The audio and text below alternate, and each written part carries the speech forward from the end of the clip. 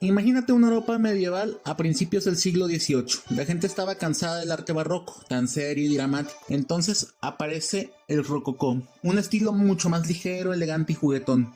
Nada de solemnidad. Aquí todo eran curadas suaves, colores pastel, detalles dorados y escenas que parecieran sacadas de un sueño. En arquitectura e interiores las habitaciones se llenaban de decoración fina, flores, espejos, luz. El rococó era básicamente un escape a un mundo bonito, sofisticado, lejos de los problemas políticos de la época. No duró demasiado, pero dejó una estética reconocible, finada, dulce y súper detallada. El periodo clásico regresó a los ideales de la antigüedad clásica, inspiración directa en Grecia y Roma, búsqueda de armonía, proporción, simetría, sencillez y orden, y rechazo del exceso decorativo del barroco y rococó.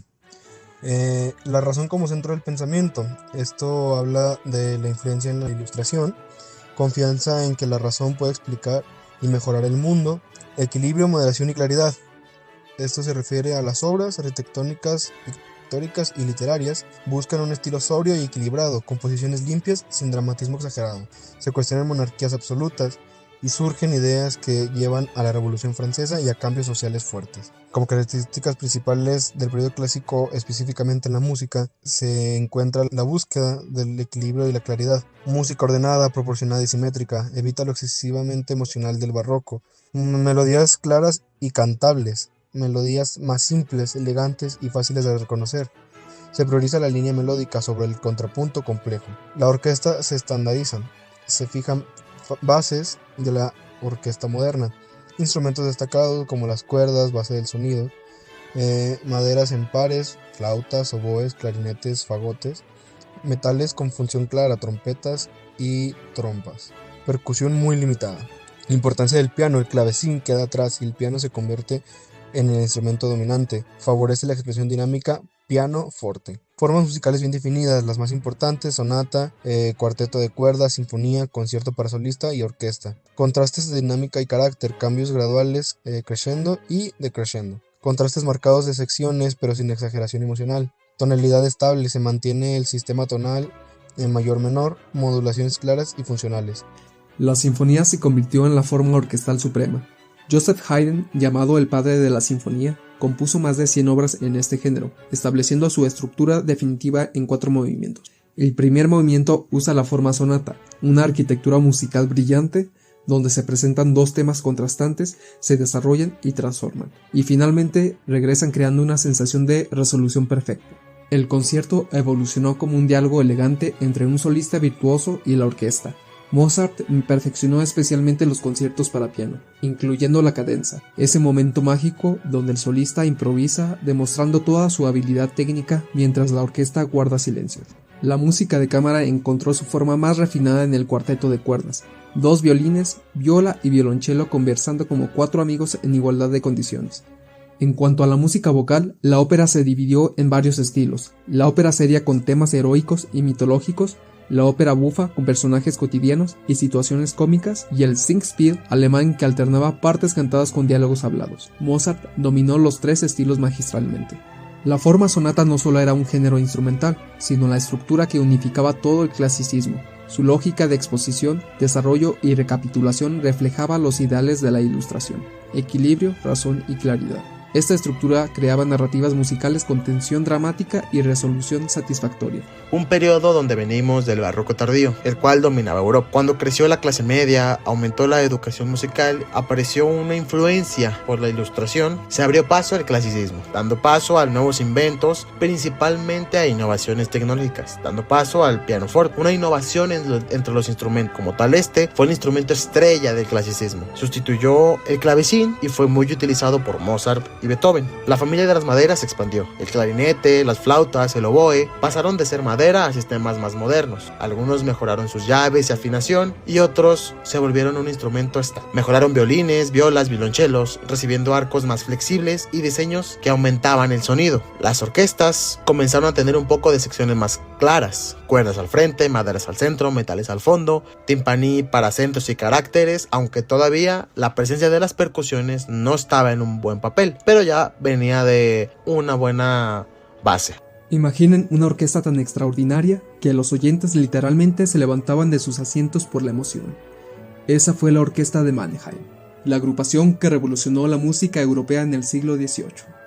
Fundada en 1720 bajo el mecenazgo del elector Karl Theodor en Alemania, esta orquesta se convirtió en el modelo de lo que hoy conocemos como la orquesta moderna. ¿Qué la hacía tan especial? Primero, su tamaño. Contaba con aproximadamente 55 músicos, un número enorme para la época, pero más importante aún, su nivel técnico era simplemente incomparable. El historiador inglés Charles Burney la describió como un ejército de generales, donde cada músico era prácticamente un virtuoso. La orquesta de Mannheim inventó técnicas que hoy nos parecen obvias, pero que en ese entonces eran absolutamente revolucionarias. El crescendo, ese aumento gradual del volumen que crea tensión y emoción, y el diminuendo, su contraparte. También desarrollaron los famosos suspiros musicales, notas acentuadas seguidas de otras más suaves que transmitían expresividad emocional. El alma de esta revolución fue Johann Stamitz, quien llegó como violinista en 1741 y se convirtió en director musical en 1750. Stamitz compuso más de 50 sinfonías, específicamente para esta orquesta, consolidando la estructura de 4 movimientos que todos los grandes compositores adoptarían después: rápido, lento, minueto, rápido. Franz Joseph Haydn, de 1732 a 1809, fue un compositor austriaco clave del periodo clásico, considerado uno de los fundadores de este estilo y apodado de dos formas: el padre de la sinfonía y el padre del cuarteto de cuerdas. Sus aportaciones fueron decisivas para asentar las formas musicales que definieron el clasicismo, que es un estilo caracterizado por el equilibrio y la armonía. También es considerado el padre de la sinfonía porque fijó y estandarizó la estructura de 4 movimientos de la sinfonía clásica. También estableció la forma sonata para sus movimientos, que se utiliza comúnmente en el primer movimiento de la sinfonía, además de que compuso por ahí de unas 100 sonatas. Definió y consolidó el género, elevándolo de una forma de entretenimiento a una expresión artística compleja y sofisticada. Escribió 68 cuartetos de cuerda, establecieron la forma y la estructura que sería el modelo para generaciones posteriores, consolidando su influencia en compositores como Mozart y Beethoven. Hoy hablaremos de uno de los genios más brillantes de la historia de la música, Wolfgang Amadeus Mozart, nacido en 1756 en Salzburgo. Desde muy pequeño sorprendió al mundo con un talento y fuerza de lo común. Su padre, Leopold Mozart, reconocido de inmediato por sus habilidades, y lo llevó de gira por Europa. En estas giras, Mozart tocaba para reyes, viajaba por Francia e Inglaterra e Italia. Absorbía todo tipo de los estilos y luego transformaba en su propio lenguaje musical. Pero por ser un prodigio no significaba tener una vida sencilla. Ya de adulto, Mozart chocó con las normas rígidas del arzobispo de Salzburgo y decidió independizarse en Viena. Fue un riesgo enorme, pero allí vivió su época más brillante. En esta ciudad creó óperas inmortales como Las bodas de Figaro, además de sinfonías y conciertos que siguen siendo esenciales en la música clásica. A pesar de su enorme creatividad, Mozart enfrentó constantes dificultades económicas y problemas de salud.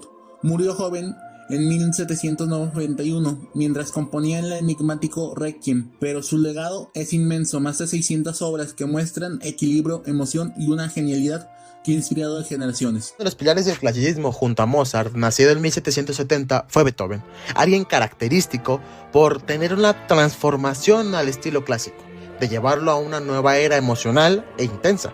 Es por eso que se le atribuye también el puente del clasicismo al romanticismo. Empieza a los 4 años. Beethoven era alguien que admiraba a Bach y a Napoleón, tanto que le escribió su tercera sinfonía, llamada La Heroica.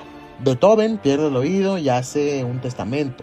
Sufre entre la medida que va perdiendo el oído, trata de recuperarlo, crea inventos para sentir las vibraciones del piano y aún así nada funciona. Transformó la sinfonía dejando un breve paso a una clase de espinita que dejaba, de decir: yo compongo algo, tiene que ser mejor a esto, o mínimo igualarlo. Elevó la música de cámara, cambió el papel de algunos instrumentos, y su legado después: no hubo ningún compositor que volviera a escribir algo igual. Su obra abrió la puerta al romanticismo, inspirando a Schubert, a Brahms y muchos más.